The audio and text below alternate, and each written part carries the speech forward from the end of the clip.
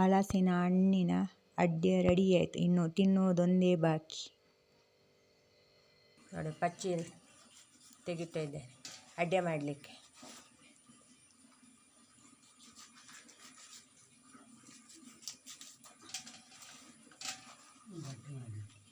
ಅವರೆಲ್ಲ ಅದನ್ನು ತೆಗೆದುಕೊಡೋದು.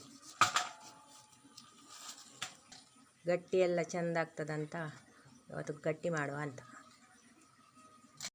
ತೆಗೆಯೋದೆಲ್ಲ ಆಯಿತು. ಈಗ ಇನ್ನು ಕ್ಲೀನ್ ಮಾಡಬೇಕು. ತೆಂಗಿನ ತುರಿಯುವುದು ಅಡ್ಡಿಗೆ ಎಲ್ಲ ಮಾಡಲೇ ಇಲ್ಲ. ಈಗ ಒಮ್ಮೆ ಮಾಡಿ ನೋಡುವ ಅಂತ.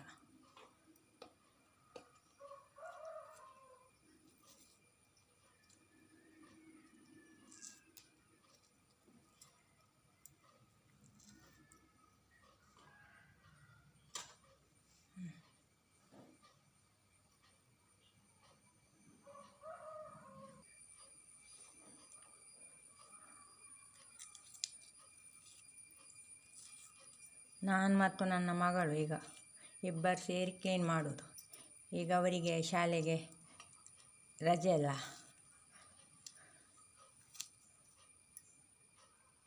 ಎಲ್ಲ ಕ್ಲೀನ್ ಮಾಡಿ ಆಯಿತು. ಇನ್ನು ಅಕ್ಕಿ ನೆನೆಯಲಿಕ್ಕೆ ಹಾಕಿದ್ದೇನೆ. ಇನ್ನು ಇದನ್ನು ಹಾಕಿ ರುಬ್ಬಿಕೊಳ್ಳುವ. ನೆನೆಯಲಿಕ್ಕೆ ಹಾಕಿದ್ದ ಅಕ್ಕಿ ನೆನೆದಾಯಿತು. ಈಗ ಇದಕ್ಕೆ ಮಿಕ್ಸಿಗೆ ಹಾಕಿಕೊಳ್ಳುವ.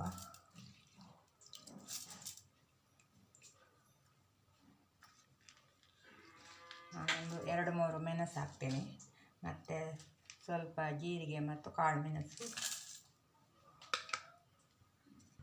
ಮತ್ತು ಹಲಸಿನ ಹಣ್ಣನ್ನು ಹಾಕಿ ಅದಕ್ಕೆ ಸ್ವಲ್ಪ ಉಪ್ಪು,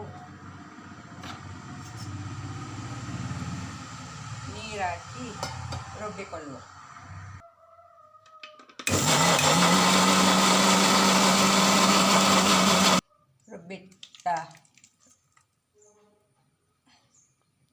ರುಬ್ಬಿಟ್ಟ ಹಿಟ್ಟನ್ನು ಒಂದು ಬಾಣಲೆಗೆ ಹಾಕುವ.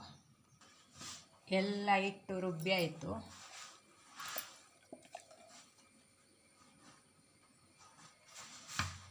ಈಗ ಇದಕ್ಕೆ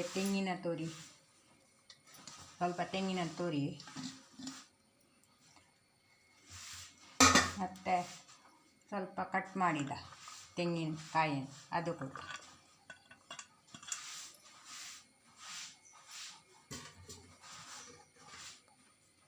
ಈ ಪಾತ್ರದಿಂದ ಈ ಪಾತ್ರಕ್ಕೆ ಹಾಕುವ. ಸ್ವಲ್ಪ ಇದು ಚಿಕ್ಕ ಪಾತ್ರ, ಸ್ವಲ್ಪ ಜಾಸ್ತಿ ಇತ್ತು.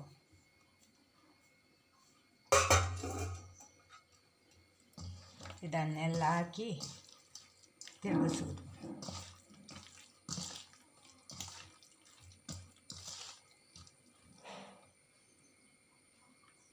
ಎಲ್ಲ ಇಟ್ಟು ಅದಾಯಿತು.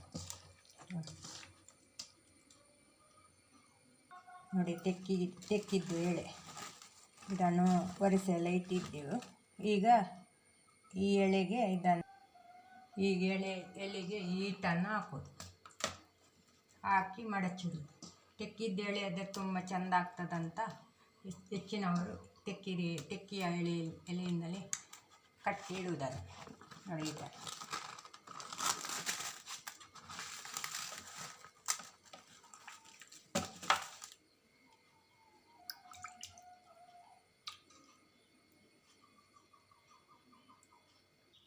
ಎಲ್ಲ ಮಡಚಿಟ್ಟಾಯಿತು. ಇನ್ನು ಬೇಯಲಿಕ್ಕೆ ಇಡುವುದು. ನೋಡಿ, ತಂದೂರು ಖಾರ ಇಟ್ಟೆ ಬೆಂಕಿಯಲ್ಲಿ ಮಾಡಲಿಕ್ಕೆ ಅಂತ ಇಟ್ಟದ್ದು. ಗ್ಯಾಸಲ್ಲಿ ಎಲ್ಲ ತುಂಬ ಬೇಯಲಿಕ್ಕೆ ಒತ್ತುಂಟಲ್ಲ, ಅದಕ್ಕೆ. ಅದು ಒಳಗೆಲ್ಲ ಹೊರಗೆ ಇಡ್ತೇವೆ. ಒಳಗೆಲ್ಲ ಕಪ್ಪಾಗ್ತದಂತ ಹೊರಗೆ ಇಡುವುದು ನಾವು. ಹಣ್ಣ ಎಲ್ಲ ಹೊರಗೆ ಒಮ್ಮೊಮ್ಮೆ ಇಲ್ಲಿ ಇಟ್ಟು ಬೇಯಿಸುವುದು. ಈಗ ಗಟ್ಟಿ ಇಡುವ. ನೀರು ಕಾಯ್ತಾ ಬಂತು.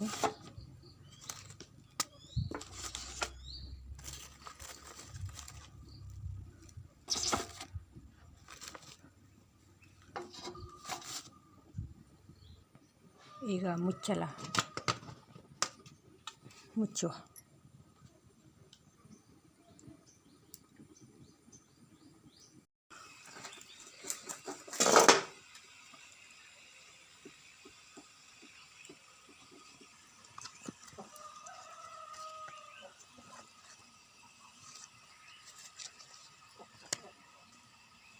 ನೋಡಿ ಕಲ್ಲರೆಲ್ಲ ಚೆಂದ ಬಂದಿದೆ. ಹಲಸಿನ ಹಣ್ಣಿದು ಗಟ್ಟಿ ತುಂಬ ಚೆಂದ ಆಗ್ತದೆ ತಿನ್ನಲಿಕ್ಕೆ. ಇದಕ್ಕೆ ಜೇನುತುಪ್ಪ ಹಾಕಿ ಕೂಡ ತಿನ್ಬೋದು, ಹಾಗೆಯೇ ತಿನ್ಬೋದು.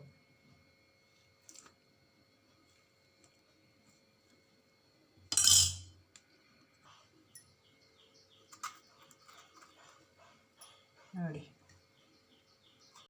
ನೀವು ಕೂಡ ಒಮ್ಮೆ ಮನೆಯಲ್ಲಿ ಟ್ರೈ ಮಾಡಿ ನೋಡಿ. ಹಾಗೆ ಈ ವಿಡಿಯೋ ಇಷ್ಟ ಆದರೆ ಲೈಕ್ ಮಾಡಿ, ಶೇರ್ ಮಾಡಿ, ಸಬ್ಸ್ಕ್ರೈಬ್ ಕೂಡ ಮಾಡಿ. ಎಲ್ಲರಿಗೂ ನನ್ನ ಹೃದಯಪೂರ್ವಕ ಧನ್ಯವಾದಗಳು.